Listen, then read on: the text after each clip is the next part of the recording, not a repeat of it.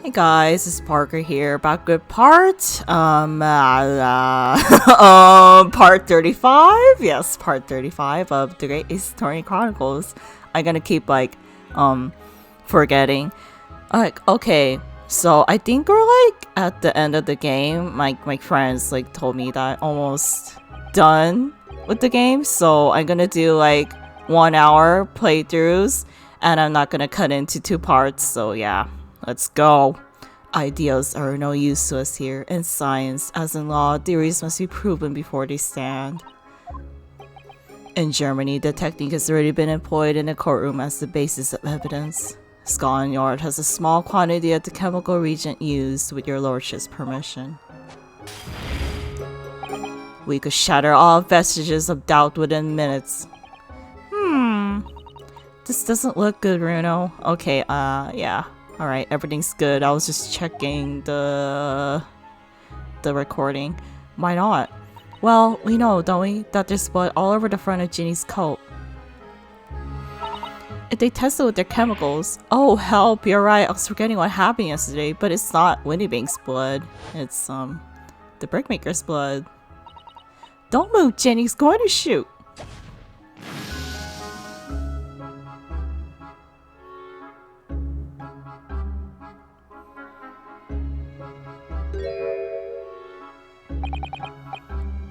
But that's not Mr. Windybank's blood. The stain is from 2 months ago. That's Mr. Mason's blood from when he was stabbed by McGilda, who was wearing a coat at the time. My lord, the defense objects to the test proposed by the prosecution. Overruled! Lord Van Zeeks, make it so at once. With pleasure, my lord. And while we wait the results, the defense will proceed with the cross-examination. Once they find that blood on the overcoat, Gina will be... Counsel! Yes, my lord. Your cross-examination! Of course, my lord. If this cross-examination doesn't go well, if I don't manage to uncover some decisive evidence or really compelling clue now, I have a very bad feeling about the outcome of this trial. I was kind of thinking of just skipping over some of it. Or I don't know, maybe I could just press everything and see what happens. Mr. Windybank emerged from the storm, I believe.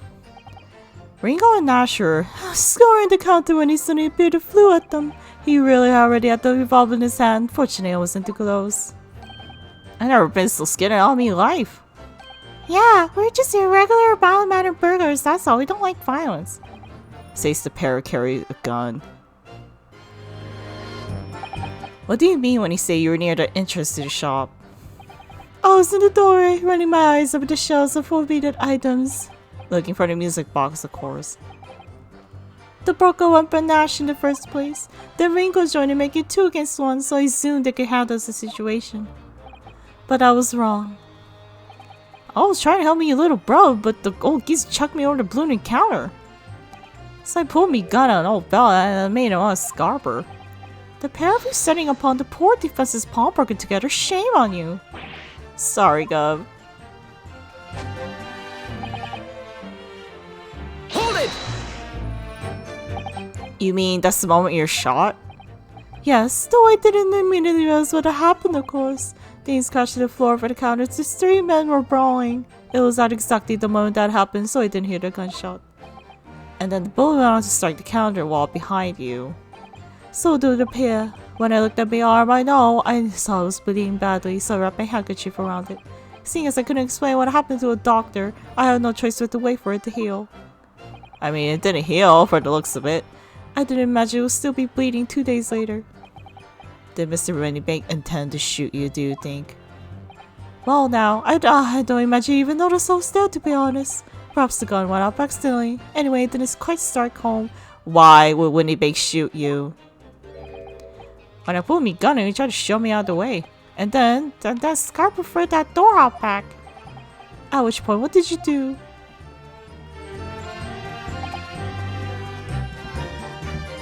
Hold it! You mean you chased after him? I don't recall the reason why, but rather after into the back of the shop. Why? And what about these people in the door you mentioned?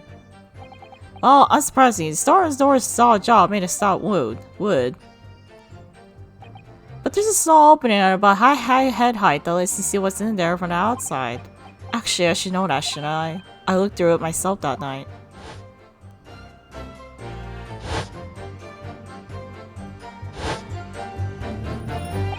And what about you, burgling brothers? Did you see what went on through these people as well?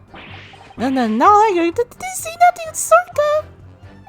I thought these two buffoons were even aware of the people's existence. So the Skulking brothers are there, but whoops, but they didn't see the killing of Mr. Winniebank take place. Inside the storeroom, I could see the broker and the young girl standing there. Did they find it? Yes, though neither don't notice I was looking. The girl raised the gun and pointed straight at the man. And then, what'd you see next? Hold it! Yes, so the crime was discovered and the defendant was found with a gun in her hand, but that was Mr. Winniebank's gun, from which only a single bullet had been fired. And as we already established, Mr. Graydon, that bullet was fired at you. Ah, but no, it wasn't the broker's gun that the pickpocket girl had when I saw her. Yes, the bullet from Winniebank's gun grazed my arm, and yes, the Skulking gun's, grounded the detective. But this was another gun entirely, a third gun. It was probably my gun, but I won't say it. The broker's gun was not the murder weapon, so clearly there had to be a third firearm involved. You know, if this was like a modern Ace Attorney case, we could have like seen which gun the bullet was from. Like just for the burn marks, but like, you know, it's late. I mean, yeah, this is like the freaking early 1900s, so in other words, the accused must have had her own gun with her at the time. But no other gun was found at the scene. Calm yourself, counsel. Sorry? You must consider the events in order. At first I saw the broker and the girl glaring at each other, but then all of a sudden, the broker turned to run, and it was at the moment that the little gutter rat shot him in the back. A chilling image, I must say. You're the one who shot him in the back. Hold it! All over her? Yes, through the people I saw it clearly. Of course, the stains are invisible now, what with the coat being such a dark color. But I assure you, that garment is soiled with the victim's blood. Well, it is soiled with blood, that's for sure. But it's not Mr. Winniebank's blood, is it? No, that's right. It's Mr. Mason Milverton's blood from when McGilda stabbed him 2 months ago. It's so annoying. If only they accept Hurley's chemical analysis, we could prove that. But they won't, so unfortunately we can't use that as evidence to support our case. Bother. Hold it! Did I hear it correctly? She threw the gun out the room? That's right. After the broker fell to the floor, she started walking over. Over where exactly? In the direction of the storm door, to where I was watching. Of course, I quickly retreated, and then the girl dropped the gun to the people onto the floor on my side of the door. But why on earth would she do such a thing? I couldn't tell you. Perhaps she was hoping to distance herself with a murder weapon. Without thinking, I went and picked it up. Because it was my gun. I suppose I was worried about just leaving it there in case any more tragedies took place. So it was you, in fact, who took the third gun from the scene of the crime. So where is the gun? Yes, it was yours truly. I let it clear up to my lackeys and left. Clear up? We made a mess of it around the corner, so Mr. Whistle and Flute Terrier told us to titty up. He thinks our blooming man sometimes. Well, I was paying you enough. My god! Tell me, Mr. Graydon, when you left the pawnbroker that night, was it by any chance with the second disc in your jacket pocket? You little toe rat! You're like a bull at a gate, aren't you? What? Oh, excuse me. Gentlemen.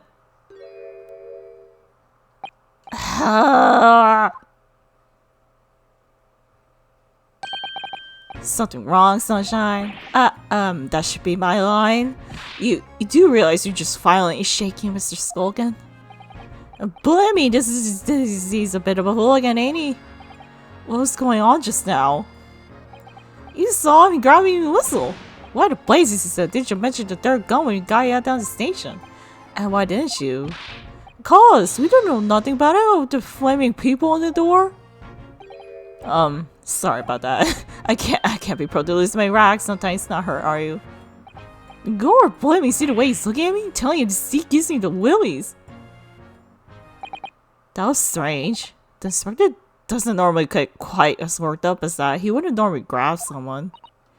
No, that wasn't like Gregsy at all. He's normally all sweetness and light, no matter what I say to him. Yes, well, I think you might be a special case, Iris.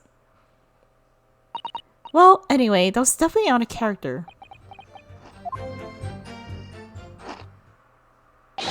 My lord! Requesting your malicious permission to interrupt the cross-examination. Explain yourself, officer. I have the results of the test that was ordered earlier, my lord. Ah, the blood on the accused's overcoat. Thank you, officer. Very well. The cross-examination is hereby temporarily just suspended. I mean, whoops. I presume you have no objection, counsel. No, my lord.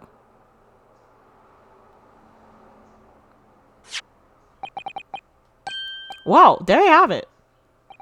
The report, please, Inspector. Yes, sir. Traces of human blood are found on the overcoat of the defendant, Miss Gina Estrade.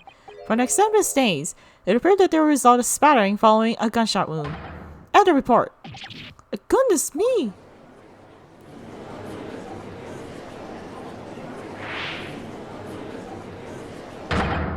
See? What did I tell you? No, the blood on that coat is not Mr. Winniebanks. What on earth makes you say that, Consul? The coat originally belonged to Magnus McGilded. Just before his coat was deposited at Winniebanks, McGilded fatally stabbed Mr. Mason Wilverton. So the blood on the overcoat is the blood of the brickmaker from the omnibus case. Objection. Well, the dead cannot speak. Isn't that right, my Nipponiese friend? Sorry? 2 months ago, in this very courtroom, did you not argue fervently for McGilded's innocence? And yet now that the man is dead, you brand him as a murderer. Your conduct shatters any shred of respect you may have earned for yourself in this country. But that was... I'd call it bodily disgrace. Treachery, that's what it is. How to determine whether blood on that coat is 2 months old or not? Even a stereoscope can help the answer to that problem pop out. It can't be done.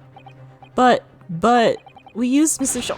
Mr. Shaw's a detective, not a chemist. Would you put such faith in the chemical formula device for me, for example, when I'm a communications officer? I held out Peter Ziggy to the sobbing boy, and he ran away crying. What? Herlock Sholmes is barely more than a figment of the public's imagination. His name carries no weight in this courtroom. No weight at all. How could you say that? A victory is sweet indeed. This proves that my testimony is the whole truth from start to finish. How do you arrive at such a conclusion, sir? As the witness said, the accused coat was spattered with the blood of the victim. The only way Mr. Graydon could possibly have known that fact is if he saw it happen. In other words, his testimony is solid and the conclusion is singular. It was the accused who shot the victim in this case. That is the whole truth. My lord! Been a long battle. This whole word is something to say now, if you please. Mr. Foreman?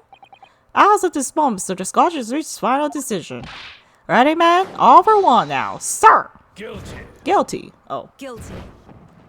Guilty. Guilty. Guilty. Guilty.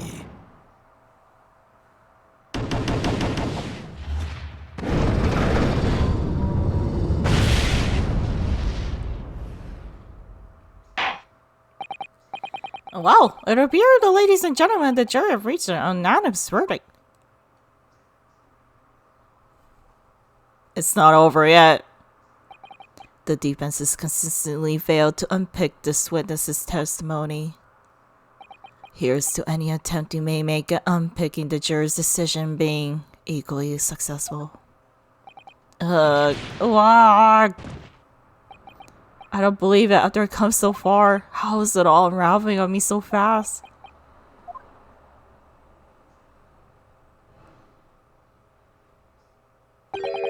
How very distressing to be held in such low esteem. Who? Wouldn't you agree, Mr. Naruto? What? Officer?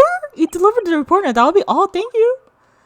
It occurs to me with some regularity, Mr. Naruto. The scientific truths are determined not by science, but by none other than the human mind. I know that voice. Is it Shones? Am I going mad? Oh my god, it is. Mr. Shones! What is the meaning of this? Order! Wow, Shones is my favorite character in this game, what can I say? What business do you have, you're a detective? The last I heard you're recuperating in a hospital. As well as I would be, had I not been set upon on errand. What errand? Hurley, it's really you, you're awake at last! Yes, good day, Iris. I appear to be rather late to rise, my apologies. Now, my lord, if you will humor me. In what matter, sir?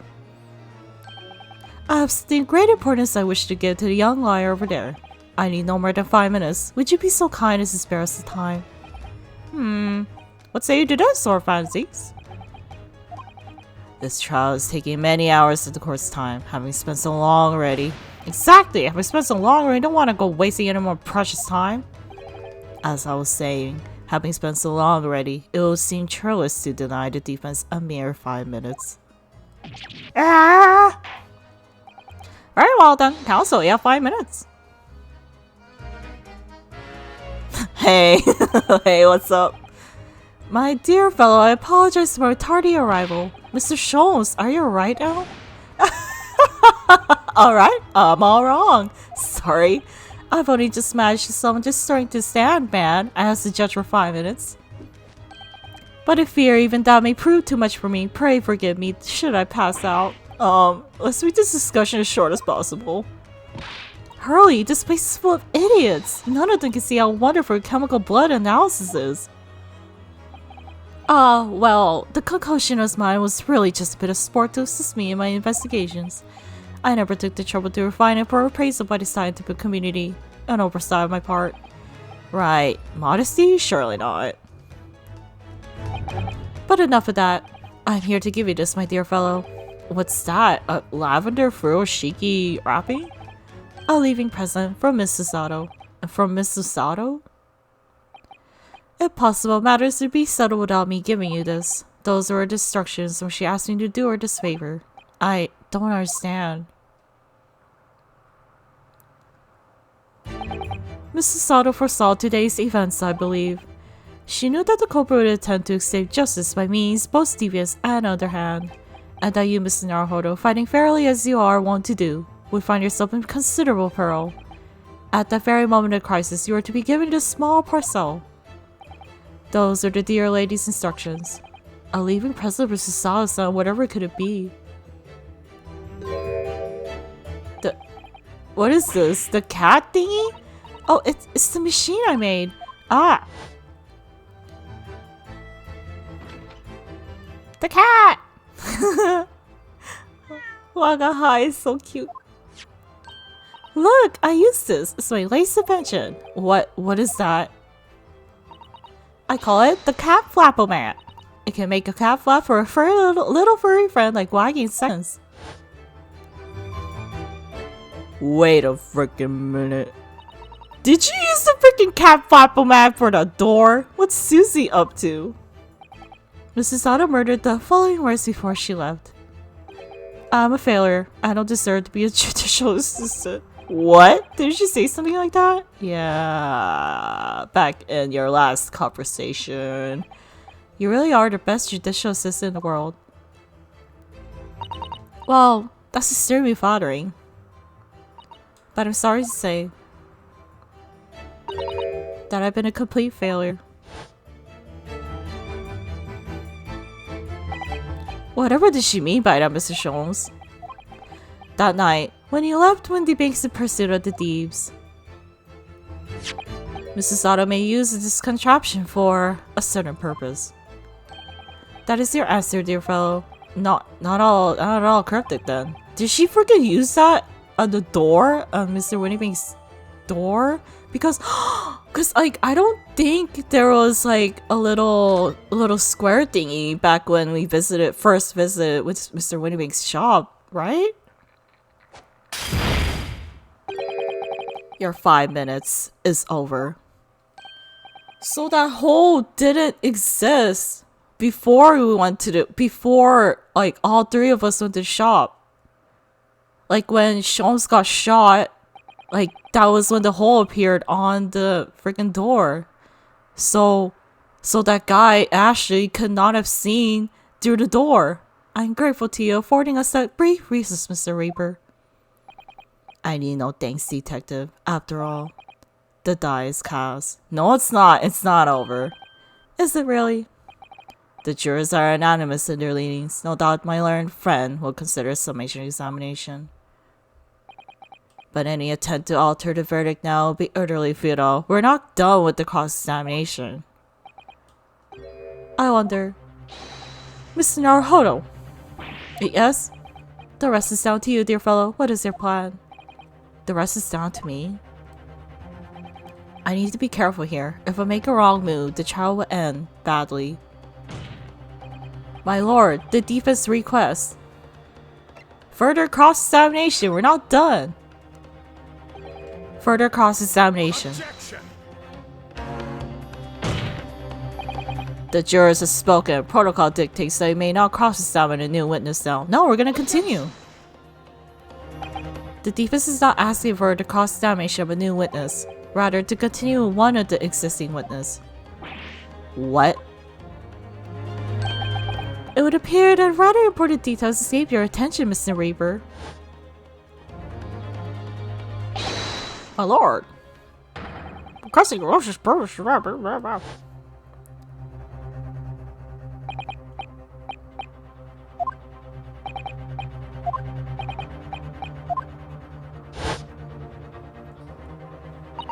So nobody can say anything then. If Bruno asks to resume his cross-examination, Mr. Graydon, the court is obliged to allow it.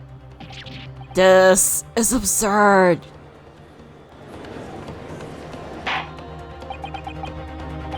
I'll remind those present that this is my courtroom. I concur that the defense is entirely within its rights to request the continuation of the cross-examination.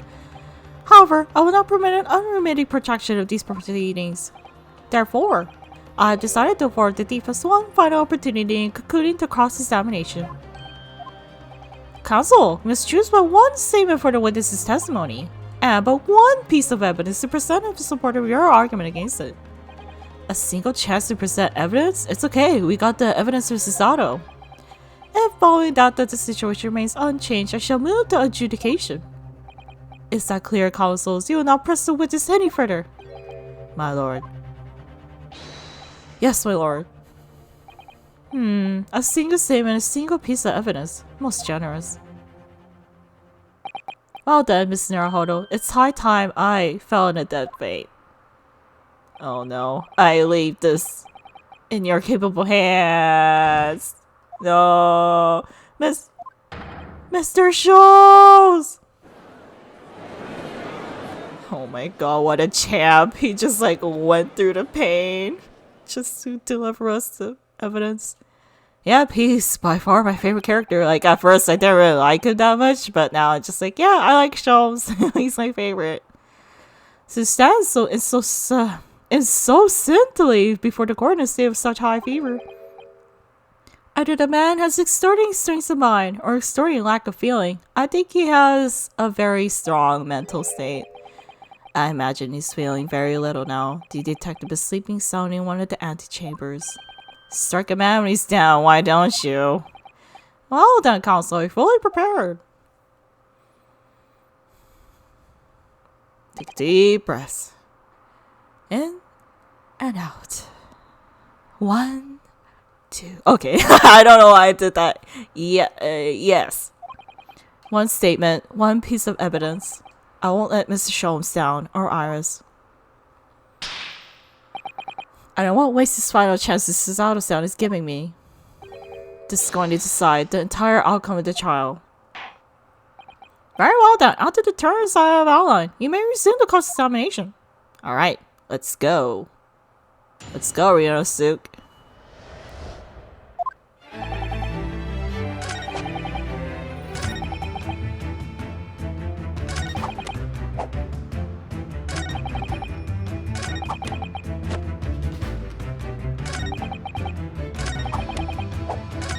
Yeah, you would not have seen the people because it wasn't there. The Kapwappamat was there when all 3 of us arrived when Mr. Sholmes got shot. Okay. Here we go. Present! What on earth is that eccentric contraption, Council? Oh, it's my Kapwappamat, my lord. It makes a way for cats to get in and out of the room. It can cut through any door you can think of and make a new little door in the middle of it. That's right, my lord. It's a defense for creating so-called cat flaps. Small doors for cats to... I'm sure we can all work that out for ourselves. But the cat lover's controversy has no possible relevance to this case. It does. Oh, really? Of course it doesn't. To start with, there's no cat flap in the Baumburger store. Not being a keeper of cats myself, I'm afraid I fail to see what this has to do with the matter at hand. Perhaps it will help if I discard its function another way then. This contraption is able to create a peephole in any door you can imagine in practically no time at all. I beg your pardon, a peephole, you say? 2 nights ago, we arrived at the scene only minutes after the murder of Mr. Winnebake had taken place. That's right. According to the paper at the yard, it was you, your Japanese assistant, and Sholmes. Yes, the 3 of us were together, and it's recently come to my attention that my assistant made use of this device at the time. Your assistant did what? There's the people in the storeroom door, I can attest to that. Because I looked at the people myself in order to see inside the locked storeroom. This is sort of cursed, what are you trying to say? Of course there's people in the door, I said so as much as my testimony. It wasn't there when you were at the crime scene. How else could I have witnessed the crime, for pity's sake? Because you killed him. Yes, how could you? What? Counsel, calmly say what you mean. Alright, it's time. Time to start the final blow. What I mean is this, my lord. My assistant made the people in the storm door, and until such time as she did, the door had no hole in it to look through. What? No! Objection!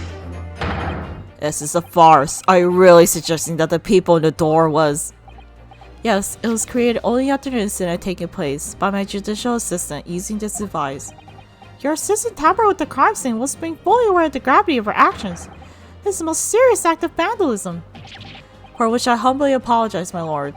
It was in the few minutes that I left the scene in order to pursue the scolding brothers and alert the police. Nevertheless, in the light of this new information, it becomes apparent that Mr. Grady's testimony is riddled with holes. Riddled with... Explain yourself, Counsel. The majority of Mr. Grady's testimony that appears to incriminate the defendant is based upon what he witnessed to the people in the storm door. Yes, the filthy girl shooting the man in the back.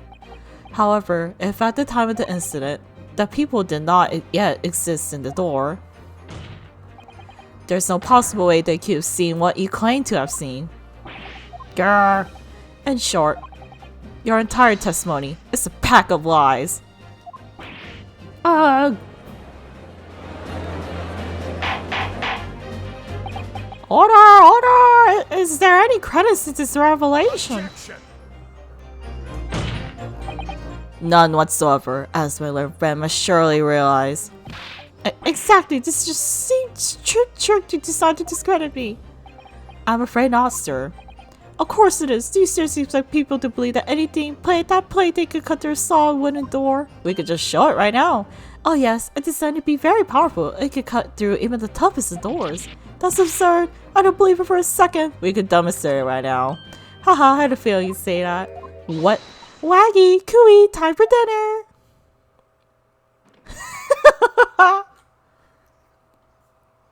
Waga hi. Well, young lady, this is the Old Bailey. One does not make cat flaps in the oak paneling at the Old Bailey. I'm not done yet, don't worry. This doesn't mean that the people in the storm door when it makes is made by your machine. And there's no way you can prove that it was. No, but it's easy. What? The cat flap of my crates are all of a fixed size. And the dimensions of the people and Moonbeams are an exact match. Ugh. Hee hee, all Silky's lost for words. Excellent work, Iris, thank you. And now it's my learned student friend's turn to be lost for words, I feel. I believe your judicial assistant has already left the country for Eastern Island home. Well, yes, that's true. Then you may have some difficulty in establishing all the facts. For the sake of argument, let us assume that people has dimensions that are perfect fit for this contraption. In that case, when was the people cut? The prosecution demands proof of your answer. What is the purpose of your line of inquiry, Lord Mazix? It's very simple, my lord. The defense argues that the people was created after the incident using this device, but now that the perpetrator has returned to her native land, she cannot testify to the fact. There is no proof. And for as long as the defense remains unable to prove that when the people was made, my learned friend's claim amounts to nothing more than a baseless accusation. Okay, our airplane just like passed on through, I guess. Alright, the airplane has left. What? Indeed, that is so, Lord Francis. Well, counsel, don't give up now, Runo. This is the time to create your own opening and force your way through. I don't know if I could do this, but I do know one thing. Suzato-san is the greatest judicial assistant in the world. Yeah. Very well. The counsel ordered the was to present evidence to support the claim he made. Okay, let's look at the court record. Let's see. Well, I think we had a picture here, didn't we? There was no hole on the door. Just saying. Proof that the people in the door of Windybank Storm was created after the event and not before. Here we go. Percent. Take that. What are you? A print for the detective's inferno cameras again. See? Mr. Shone's inventions helped us. My judicial assistant, Mrs. Sato Mikotoba, is an extremely intelligent and capable woman, which is why I never had any cause to doubt that she should have considered the scenario and made sure I had the necessary proof. And the necessary proof is this photographic print, counsel. This print shows the scene of the shot moments after the defendant entered the premises. Agreed. And it also shows the accused mercilessly wielded a gun in the direction of the defense's broker. But more to the point. It pictures the storm door in the background. Let me see that print again. I don't believe it! This really is quite remarkable, the door to the storeroom. It's completely devoid of a people of any description. Mr. Graydon. You couldn't possibly witness the crime as you claimed to have done, because at the time it happened, there was no people in the door. In other words, your testimony is a catalog of lies. Order!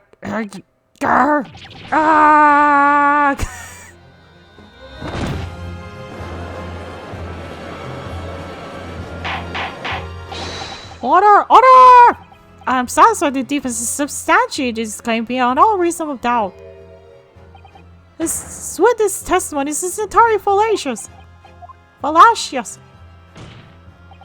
That's not the only thing we now know beyond all reasonable doubt.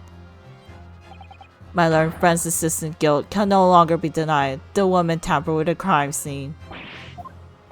But more importantly, good lord, just more learned friend seeks? The defense may have established a reprehensible instance of perjury.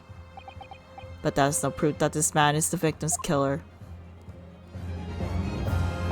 Yes, that's right. What? I was there at the scene, it's true. And I was shot in the arm, it's true, but that's all. Yes, in fact, if you look at the circumstances. I am the victim here. Oh, please, no. I don't believe this, but they're right. As it stands now, I don't have any definite proof that he is the culprit. Still, he can't worm his way out of it now. Iris, you know what they say. There's no point locking the cat's door after the cat is bolted. There goes Waga High. Isn't that right, Runo? As Hurley always says, one lie begets another. No, wait. That might have been a line I wrote from one of my stories. Well, no matter who said it first, you're right. Mr. Graydon, not only did you give false testimony to court, but the lies you told make no sense. Make no sense? What do you mean by such a remark? What you said in your testimony? You realize that you know something you shouldn't have known. In other words, there's a fundamental inconsistency in your statements. What? Objection. Yeah, how do you know Gino's coat was bloody? This is provoked at the talk council. Once you enlighten the court, explain this alleged inconsistency. Iris is right. One lie begets another. The inconsistency is revealed by the lies in the witnesses' statements. They show that Mr. Graydon had knowledge of something he shouldn't have known anything about, namely, the bloodstains on the coat. How would you have known if there was no people? The bloodstains that are present on Mr. Straw's coat. That's right, the victim's blood spattered all over when she shot him. But how could you possibly know that? Obviously because they saw it through the people in the... But there's no people.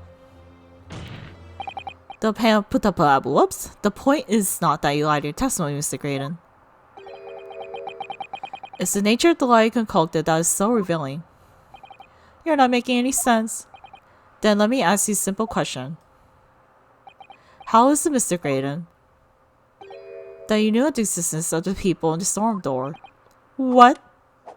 Well, obviously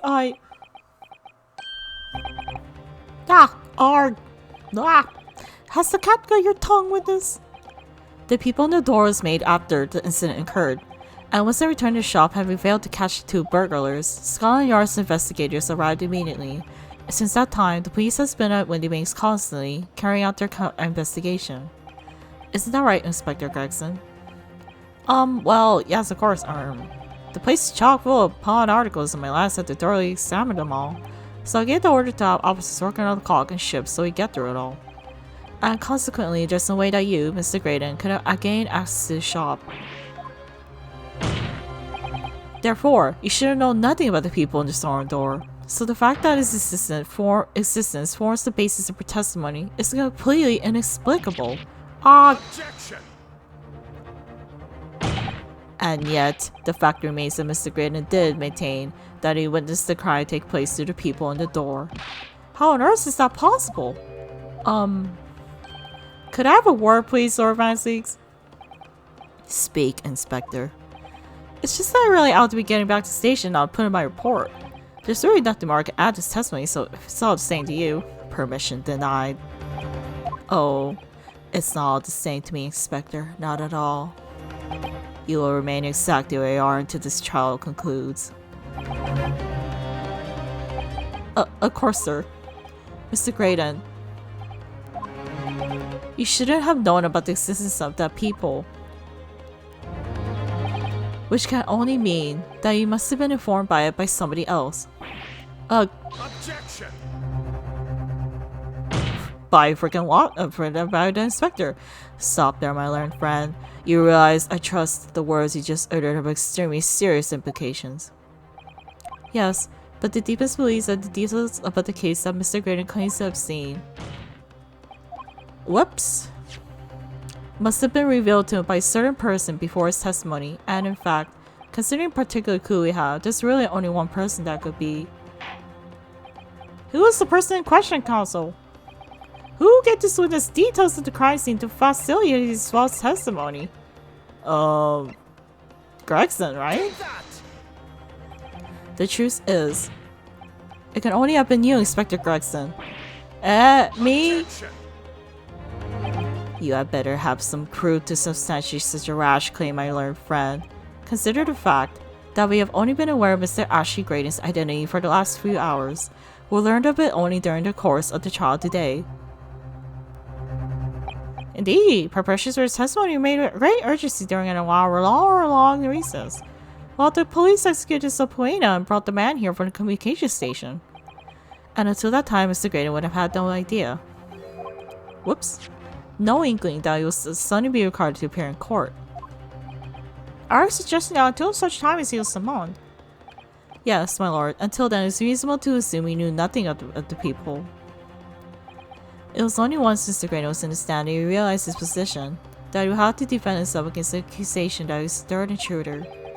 You're suggesting to the court that it was while this trial was in progress that he received the information so that he could permit perjury in order to save his skin.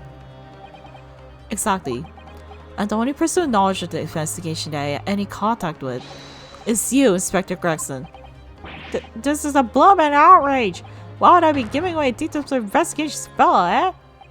I was summoned to Lordship's chambers during the recent case. Have you forgotten that? Quite true, and a number of questions regarding the events is transpired upon burglary. Which means the first time these two laid eyes on one another was after proceedings resumed following the recess. Since then, they've been in full view in the stand, where such illicit discussions couldn't possibly have occurred. But it happened. Oh, I just remembered something, Bruno. What is it, Iris? There was one time before, wasn't there? I think it was when Ginny was testifying. Oh yes, now you mention it. When the Bow was dispatched to retrieve McGillis' music box from the scene of the crime. That's it! It was during that testimony. Yep, they were like whispering amongst themselves. I remember finding it strange at the time. Mr. Graydon and the Inspector seemed to be having some kind of secret discussion. It would have been possible for you to give Mr. Graydon the information you needed then. You little toe rag, you're making all this up. I'm a respectable Scotland Yard inspector for crying out loud. Why would I do something like that? Why would I be giving away confidential details to the likes of this Brock? Admittedly, you wouldn't have had any reason to do something like that for no gain. But perhaps it was part of a deal of some kind. Then it starts to make more sense. What deal, Consul?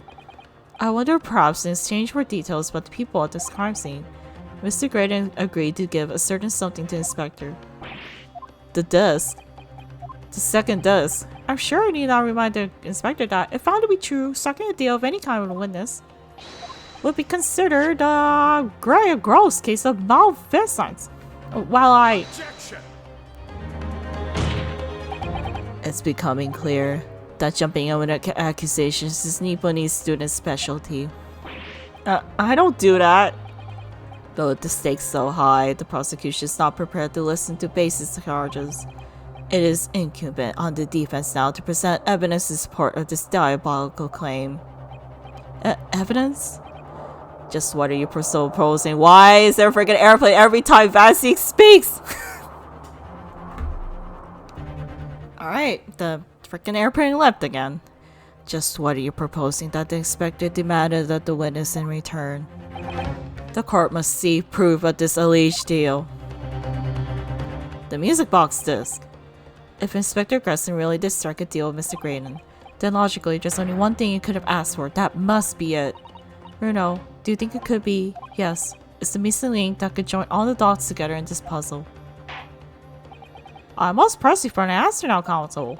What evidence explains the nature of the alleged deal that Inspector Gregson made with the witness, the music box disc?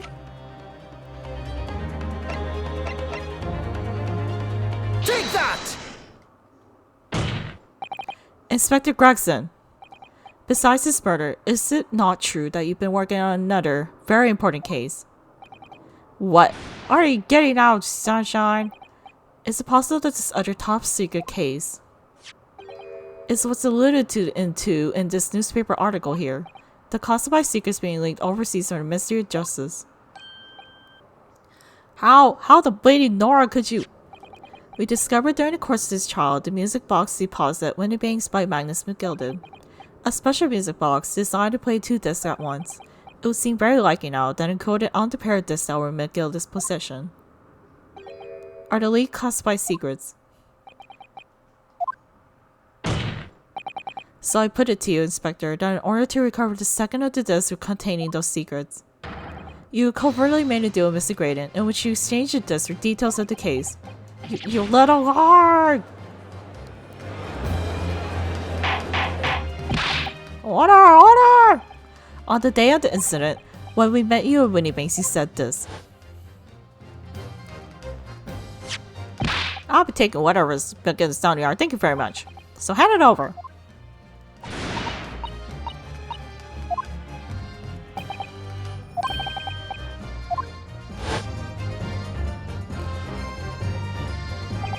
Scotland Yard already knew at the time, isn't that right? That Magnus McGilded was involved in stealing of government secrets. My orders were, recover the medium used to convey the secrets leaked from the ministry, and do on the QT, strictly hush-hush. And that explains why, when I presented this as evidence to the court, you objected so heavily, I presume. Because you knew that it contained highly confidential information. Blame me, not likely. I mean, I wasn't that sure of it myself. I realized there's a possibility, that's all. Inspector, surely not saying that in order to acquire the second of the music box disc, you did indeed reveal confidential details of the crime scene to the witness? To aid and abet this man in giving false testimony? There's no other way that Mr. Graydon could have known of the existence of the people. It's the only explanation. A deal struck between these 2 men. No, God! Objection! If, and I stress, if this sobering assertion turns out to be founded in truth, it would mean that the second disc is, as we speak, here in this very courtroom. Wait, what? In this room? How could you possibly make a claim like that? Because Inspector Gregson is a Scotland Yard detective. What? What's that supposed to mean, eh? As a seasoned policeman, the Inspector will have approached his alleged deal with caution. Certainly, he would not have accepted a gentleman's agreement in this matter. No, he would have insisted on having the article agreed upon in the palm of his hand. Good gracious, then you mean to say Inspector Gregson already has the item in question in his possession? He has? The second disc are actually on his person? Wait a freaking minute. Wait, didn't he like shake the Luigi brother? And then at the time maybe he put the disc in his coat? The defense demands the inspector search at once. Definitely. They could only have struck a deal with each other when Ginny was testifying before. And Grexy hasn't moved to witness stand since. My lord, please, order an examination of his personal effects immediately. Well, Inspector?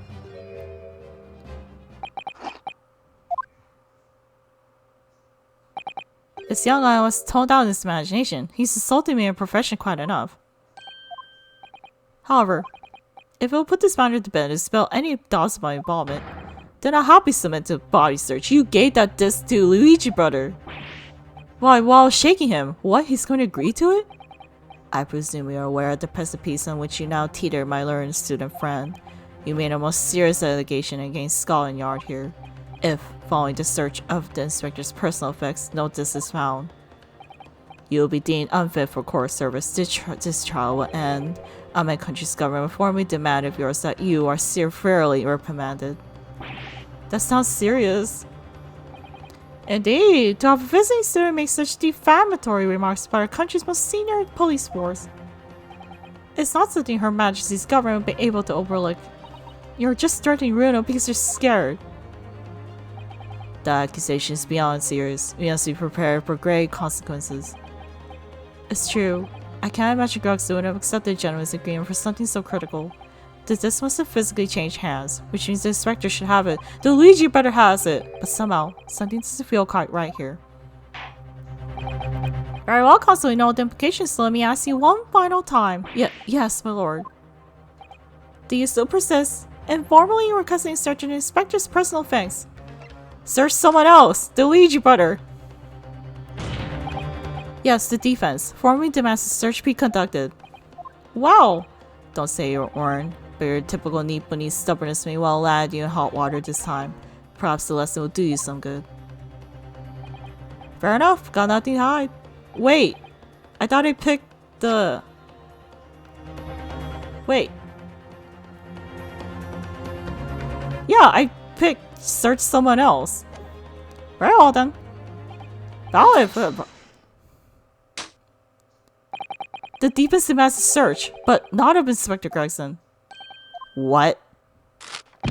Now what's all this? I'm the one you're accusing, alright? Thought you wanted to search me. You freaking shook the Luigi brother, like, violently last time.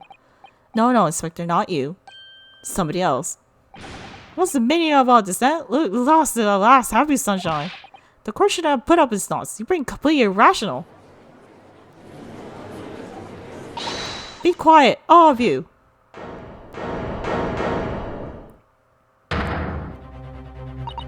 Reno's doing what you all told him to do, and having the courage of his convictions, so you should respect and listen to what he has to say in good faith, because that's the British way. Y'all are British, right? Well said, young lady. Indeed, this court is in all of the defense counsel's conviction, and eagerly awaits his next words. You what? No, don't be hasty, my lord. If I'm not mistaken about the things seen in court today, I'm fairly sure that I know who has this at the moment. There's only one person it could be, the Luigi brother. Counsel, of whom do you request this search now? The Luigi brother! Of my lord, Mr. Nash Silken. Well, I never. And believe me here. Very well then, Bailiff. Restrain the witness and conduct a thorough search of his personal effects. Please, my lord. Hold that! Scotland Yard has to check this search. Objection. Nah, we going with it. Unfortunately for you, Inspector, your objections carry no weight here. In this courtroom, only prosecution and defense has the authority to object. But Lord Van Zeeks, I have no idea what forces are in play that might influence your actions.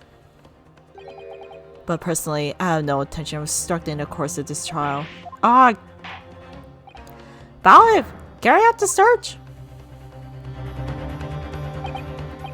Now, hold on a moment. I don't know nothing. Nothing about no disc. Cut it out! Here, my lord! In the witness pocket! I found this! Good lord, that's... another music disc. I don't know nothing about it, nothing!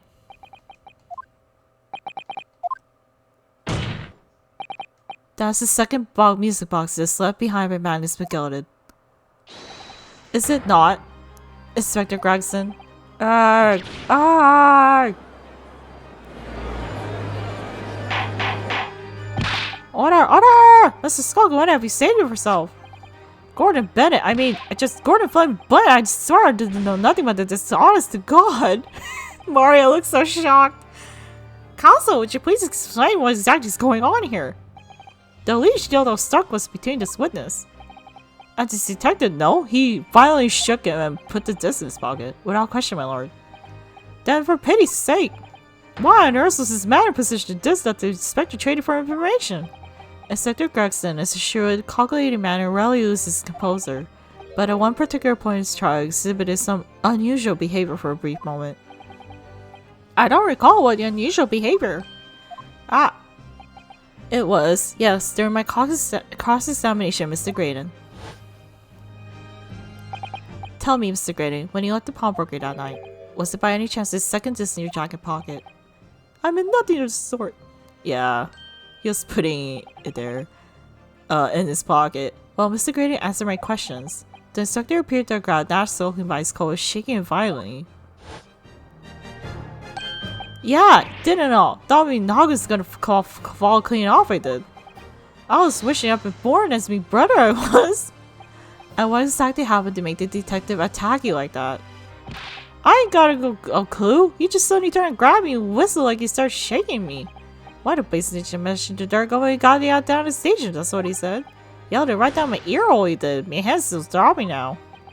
The way the detective behaved then was extremely out of character. But looking back now, it must have been then that he did it. That was the opportunity Inspector Gregson created for himself in order to hide the disc. Well, bless me, where my wig? He hid it? You. But I'm afraid I failed to comprehend the motive here. If the detective had acquired the disc he was after, why on earth would he then proceed to hide it in her man's pocket? This is a court of law. He could have submitted the item's evidence because he wanted it for himself. It would appear, my lord, that the inspector was not at liberty to do that. Why ever not? As the man himself revealed earlier, his current assignment has some special conditions.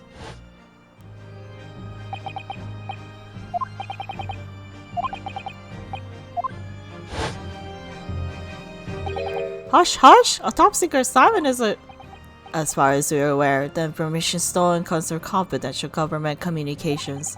It would seem that if the information were to be revealed in court as evidence, it would be problematic. Does that sum up the situation, Inspector? I'm operating under direct orders from the Ministry. I'm afraid I'm not at liberty to answer the question. So, realizing there was a chance they may be searched here in court, you took steps to hide the disc you had acquired from the witness. Ah, does this mean... He only pretended to attack Mr. Skulkin in order to get close enough to him, to slip the second distance into his pocket. So it's all a pretense? Well now, Inspector Gregson, you, Mr. Graydon. Are you prepared to admit the accusations made against you at this alleged deal?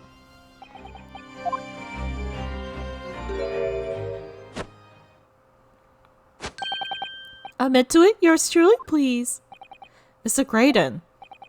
Clearly, your prisoner has no uncommonly active imagination. However, just to prove that I passed the test to Inspector. But then, how do you explain the reason why you knew about the peephole? I'm under no obligation to explain. What? Yes, I lied in my testimony, that I admit, so sentence me accordingly. But that is all I admit. Murder, leaking government secrets, striking a deal with the detective, all of it is this young Eastern man's fantasy. I have no idea what any of this is about. You. What?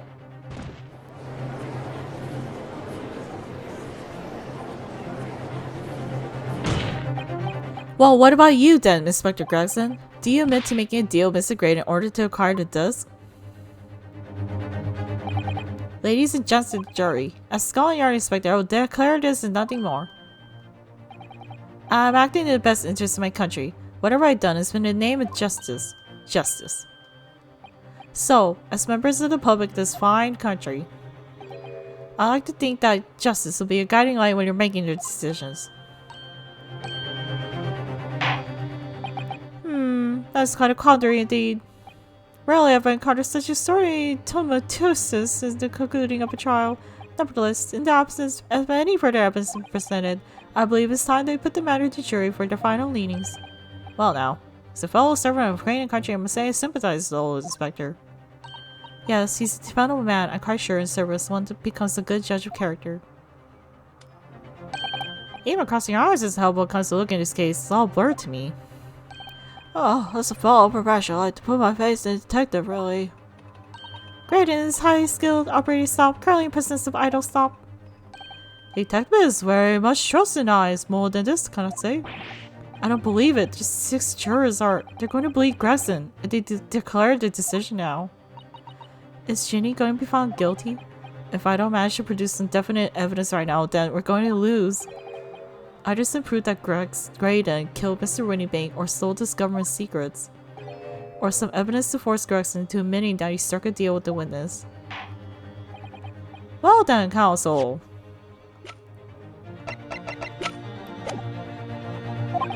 I think it's time we impose on the jurors to declare their final decisions, no? That is, unless they have some compelling evidence yet thus far not presented to the court.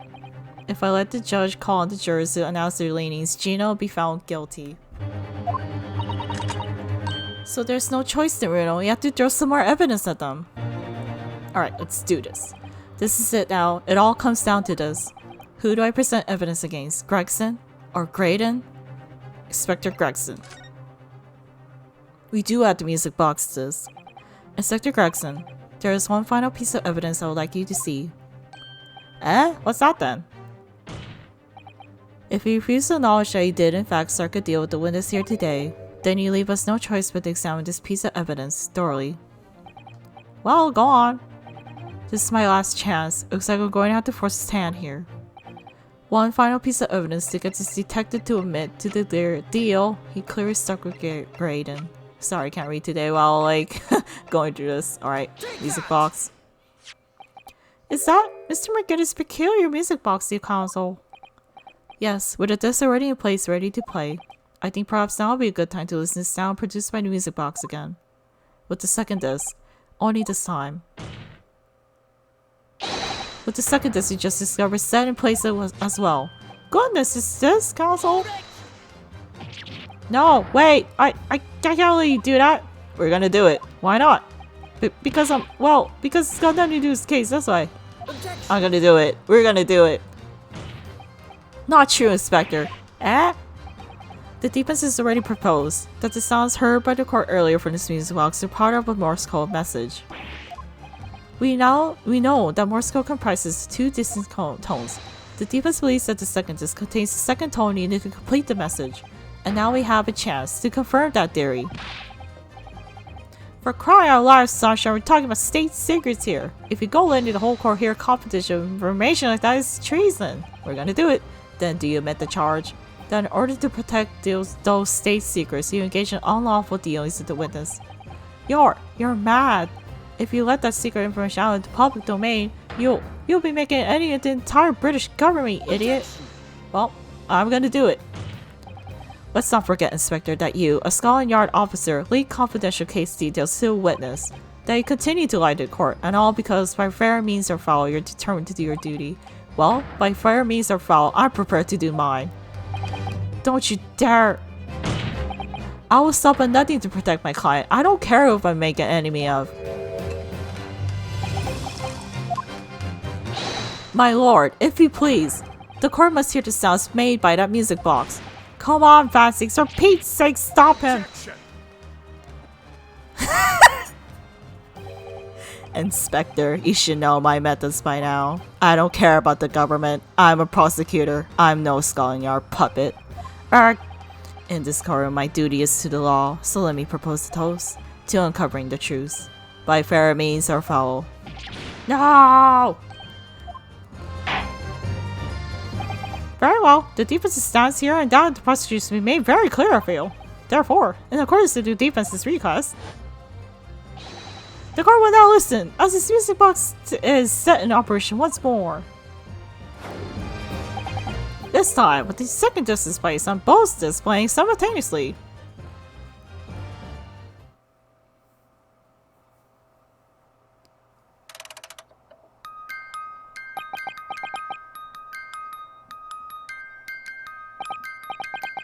Oh, listen to that! It's unmistakable, Mom. It's Morse code. Hold it! Alright, I'm in it. Whatever you want, but for the love of God, shut the blooming box up!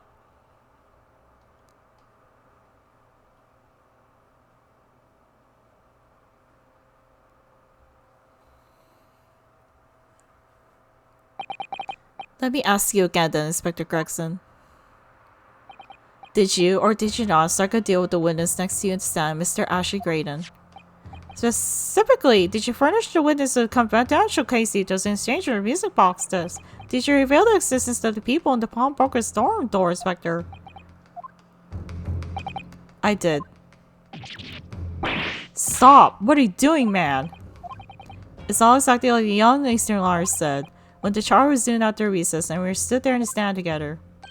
That's when he approached me with the deal. Shut up, you imbecile! Shut up! Psst, you dare. You're the detective turned up at the pawnbroker the other day, aren't you? I may have something you're looking for, Inspector, with me at this very moment. So how about a trade? I suggest you accept. Or a permission that may make certain individuals uncomfortable soon become very public indeed. I couldn't let that information become public knowledge, not under any circumstances, so I accepted the man's proposal and told him details of the case that should have put him in the clear. The people in the storm door, and the blessings on overcoat. By giving false testimony, this witness intended to have the defendant wrongly accused of murder. Inspector, you knew that. Yet you still revealed those details to facilitate the witness's perjury. I did. But then it turned out the people had only been made that night after the incident took place. Scotland Yard wasn't aware of that, if perfectly honest. Well, Mr. Graydon, what do you have to say for yourself? There's nothing and no one left for you to hide behind. You struck a deal with the inspector in order to escape conviction of a very serious crime, namely this. You are the third intruder broke into the pawnbroker on the night in question. And you perpetrated murder at the proprietor, Mr. Pop Winniebank. You.